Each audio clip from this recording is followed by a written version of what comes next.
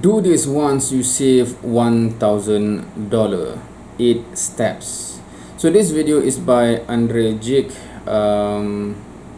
Without further ado, let's watch. So there's a lot of different things we can do with money once we save $1,000 in our checking account. Like, for example, starting a new hobby. This one's called cardistry, and it took me forever to learn. We can also start leveraging our money. We can even open up credit card accounts, start paying down debt, opening up retirement accounts, start investing that money. But if there's one thing we absolutely need to do first, it's to do this.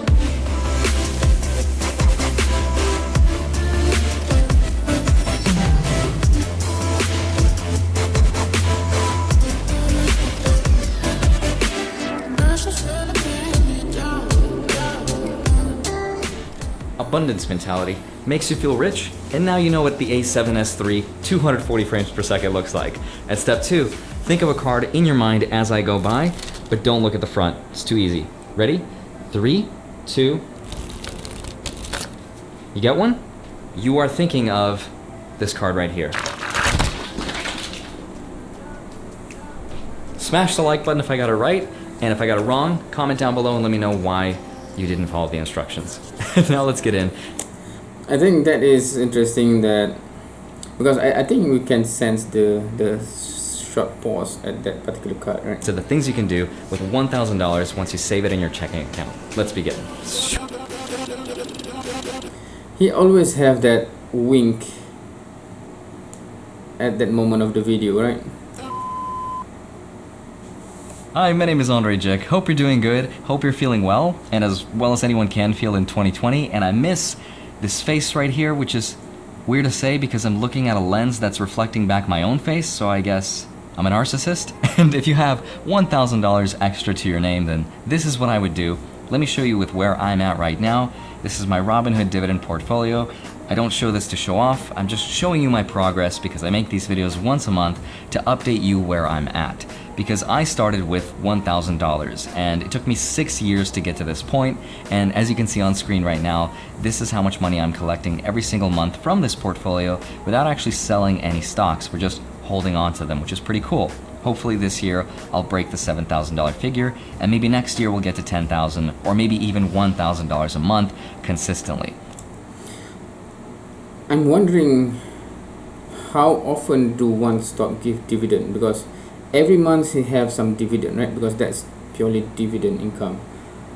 So he have to have like loads of different stocks to have dividend every month, right? Because right now I have like several stocks, but each stock just have 1 or sometimes 2 dividend per year. So how do you get dividend every month? That's the goal, is to make money while you sleep. Which is ironic because we spend so much of our time converting it into money, but then converting our money back into time. But before we get to this point, there's a few steps we need to take, which is what this video is all about. So without further ado, let's start with step 1. Figure out how much money you need. It's really funny because I made a video, which performed horribly by the way, so don't go watch it, where I went to my local university and I asked freshmen, seniors, even finance majors how much money they thought they needed to be retired for life. And the answers I got were hilarious. 100 million. I feel like 10 million, I don't know. 10 trillion. 10 mil. If I got like maybe 200,000, that would be good the rest of my life. Like $20 million, and I still feel like that's a little too little. $350,000? 80,000. Like, I would be chill, like something give me $20. Out of the couple dozen people that I asked, 2 to 3 knew what they were talking about, which goes to show you that the education system doesn't teach us this stuff, because the real answer is this. It's gonna get a little complicated, but I promise I'll break it down. If we use the Bureau of Labor Statistics. Now, I assume many answer that 10 million, etc. because either we have the wishful thinking that meaning that financial freedom equal to living a lavish life or something, so that require that amount of money, or we actually think that those are the capital that we will finish off and used until it finishes. So it does require a lot of money if that is the reality. But if we just eat the dividend, then it's different, right? I would think, because I have done some rough calculation for myself, I think it goes to 1 to 2 million to live a comfortable life without having to worry about any additional income, just dependent on the dividend. People ages 65 and over are spending roughly $50,860 in retirement per year.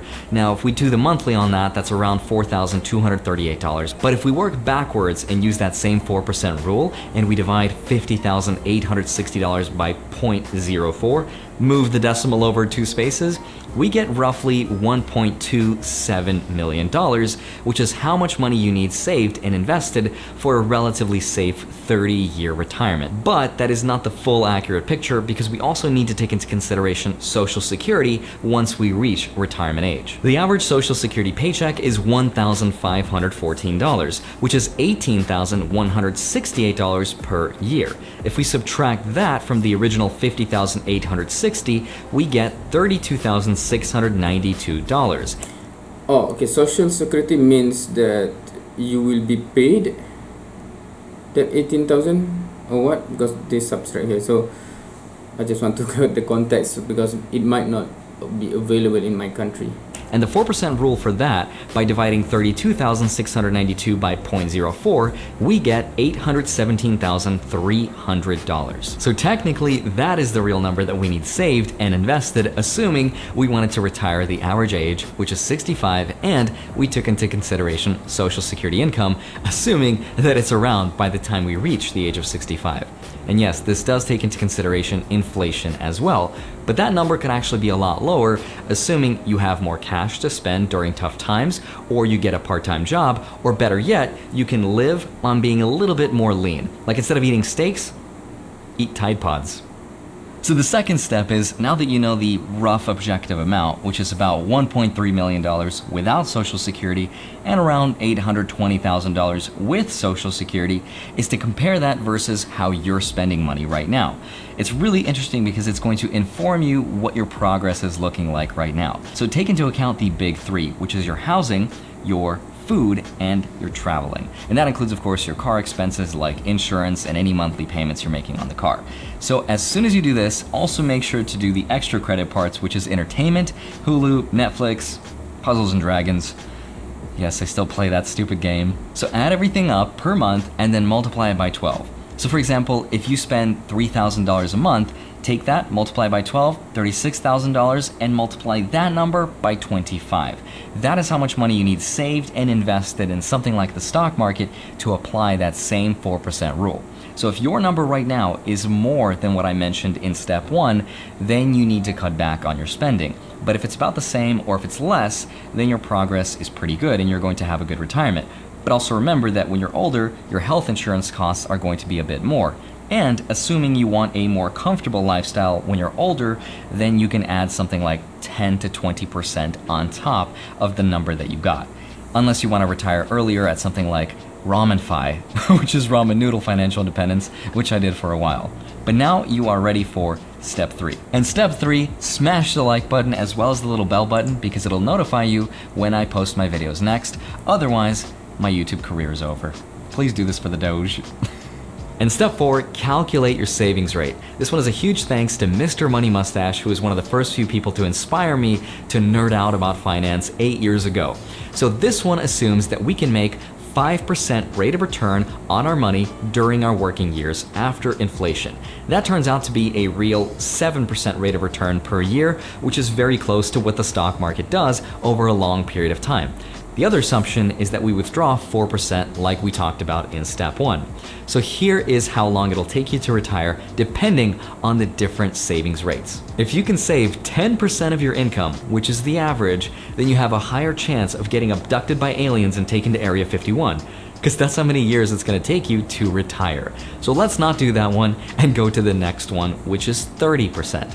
Now at that rate, it's going to take you 28 years to retire. Not bad, but we want to aim for 50%. At that rate, it's going to only take you 17 years to retire. And that's actually possible to do on a $50,000 a year salary. I know this because that's what I was doing for around 6 years to build up my Robinhood dividend portfolio. But I was never able to do the ultimate savings rate, which is 65%. Now in that case, it's only going to take you 10 and a half years in order to retire. But to do that, you have to have a higher salary of around 6 figures. But as far as That's the hard part, I would say. How big of a percent that we save from our income. Now, fortunately, there are certain amount that I have put into the, meaning that when my salary come in, my paycheck come in, it already deduct some things, including takaful or insurance for some element of because we have EPF, etc., right? So meaning some element that have been put aside for retirement. So that have been in the system that I do not, without realizing it, utilize all of my income and then finish it off, right? So some portion already being put somewhere within the system of where I live, right? So that's number one. But outside of that, I have been struggling to have a good percentage, and the challenge may be when you have for now I have 6 children, and they are in school, and yes, school expenses, if you do not really plan for it, and when you have kids in private school, wow. It eats up a lot, right? So the two for me, because he mentioned the 3 things, right? I think house, food, and travel. But for those who have kids here, right? Kids, that's a big portion, right? So house is one, obviously, but for kids, right, the school, the curriculum is one, the book is one, the clothing, the sports clothing, the uniform, etc., the activities, it is significant, right? So in another perspective, hopefully that is a good investment for the future, in the sense that they become good, well-rounded person, and it will benefit you beyond monetary, hopefully, inshallah. Here's what we can control. Remember that by spending less money, not only do you have more to invest, but also you'll need that much less in retirement to begin with. And also just remember, all of this assumes your gross income minus taxes. This is your net take-home pay, aka after-tax income. But also, if you don't want to do all this by hand, you can just download an app like Personal Capital or Mint, where it keeps track of your net worth and your expenses. It's really useful. I'm not paid or sponsored by any of them. They're just really cool when I use them. Step 5, get rid of any unsecured high interest rate debt. So I'm talking about these guys. Smash the like button to give credit where credit is due. Get it? But I actually did do this for my dad 2 years ago, where we took out what's called a HELOC, a home equity line of credit, which takes out equity from your house and turns it into a loan. And this is a secured loan, which means if you don't pay that loan, they will take away your house. But in return, we were able to pay back $17,000 worth of his debt all in one go, while substantially lowering his interest rates, therefore his monthly payments. But you don't need to own a house to be able to do this. Here's another way you can do it. You can transfer your debt or balances into 0% APR introductory credit card offers. Now, one that I can suggest is the Citi Double Cash Card, which gives you a 0% interest for 18 months on balance transfers if you qualify. Now, I'm not paid or sponsored to promote that one, but it's a good credit card for a lot of other reasons. But the idea behind this is that you're hopping from one credit card into another for a year and a half, giving you the chance to pay back your debt at 0% interest rates, therefore having a lower monthly payment, allowing you the chance to actually make a dent on that debt. Because remember, the national interest rate for credit cards is 17%. And remember, the stock market gives us a return of only 7% per year. So by paying off that high interest rate debt, you're effectively making a return of 2.5 times on your money. And step 6, create an emergency fund. Now this one is optional, but if you have liquid assets, meaning investments you can easily and quickly convert back into cash, then you don't need to do this. But if you're a conservative person like me, then have at least 3 to 6 months worth of expenses saved up to cover the basics. Netflix, Starbucks coffee, Puzzle and Dragons, you know, the essentials. Personally though, I've been converting a part of my cash reserves into digital currencies. Now notice this is very different from me saying invest and buy something like BTC. So here's how I'm doing it. I'm sending a part of my dollars and converting my dollar into something like USDC, which is Coinbase's stable dollar, meaning a dollar is a dollar is a dollar. It doesn't fluctuate in value. Now at that point, once I've converted my dollars, I will send it over to something like BlockFi, which I use, where it gives me up to 8.5% annual compound interest, which is insane. That is literally more than the stock market. In fact, if we compare that to the highest high-yield savings accounts for the dollar from Ally Bank, that is actually 0.6%. That is a 14-fold difference. Now, before I sell you on that, I'm not saying you should absolutely do this, because the difference and the downside is that unlike a bank, which is FDIC insured, something like BlockFi is not FDIC insured, which means if those companies fail, you are not protected. Otherwise, Ally Bank and FDIC insured banks protect your money up to $250,000, meaning if they fail, you get all that money back. But if BlockFi fails, technically you are not legally owed that money back at all. So that is the risk difference, but for me it is worth it and I'm getting paid 8.5% interest. But it's an option that I at least want you to know about. And step 7, I would be remiss if I didn't mention opening up a Roth IRA account. Do this as soon as you possibly can, because the more time you have on your side, the more your money compounds tax-free in retirement. This is an awesome account. You can open it up with M1 Finance like I did. You could do this with Robinhood. You can even do it with Webull. If you deposit at least $100 with them, you will get 3 free stocks, 2 of which could be valued up to $1,600 each. This promotion ends at the end of this month, so links down below, but please do this as soon as you turn 18. You owe it to yourself. Now, once you've done that though, I can't legally tell you how to invest or which stock you should buy and give you any investing advice, but if it were up to me, then this is the stock that I would continually buy every single month. Otherwise, you can also load this account up with dividend stocks, because the income that you receive in this account is going to be tax-free. So the idea is, once you've set up this account, once you purchase dividend stocks inside of this account, you'll start to receive that income, which you will then use to reinvest and buy more stocks with, and that's going to be tax-free, which is awesome because it also reduces that number we talked about from step 1. Now, step 8, with all the money that you have left, assuming you didn't use it all to pay down high interest rate debt, which is a priority, assuming you already maxed out your Roth IRA, which is a priority, assuming that you maybe built yourself an emergency fund, which is optional, and with all the money you have left, you've transferred it to a high yield savings account, which is optional, then this next step, there's 2 things that you can do. And the first one is to use this money to build yourself a side hustle or a business and basically invest in yourself. Now, I've always sold myself short. If I was a stock, I'd be GameStop, because that's like the most shorted stock in the world. But with all the money that you have left, you should invest it in yourself, because win or lose, it's going to be a valuable lesson for you for the rest of your life. And if you succeed, that is passive income, potentially also for the rest of your life. For me, that was YouTube, so I will always vouch for investing in yourself. The second thing I would consider doing with this money is averaging into the digital currency world. Now, for argument's sake, let's use 20% of that 1,000, which is $200. Let's assume that you lose 50% of your money, which is $100. That is not life-changing money, and you could probably make that back regardless of how old you are. But if you ended up being right, that $200 could 10x to 50x in the next 2 to 3 years. And that could be life-changing money that could help you pay down debt or even start a new business. So from that perspective, I think it's worth it. And while I think most people would think this is silly, I guess I'll quote Gandhi in saying that first they ignore you, then they laugh at you, then they fight you, and then you win. So I've put my money where my mouth is, but I guess we'll see if I'm right or wrong by the end of next year. Alright, so of course some of the things, like Roth IRA, etc. Right? So I have to find what is the equivalent to my country.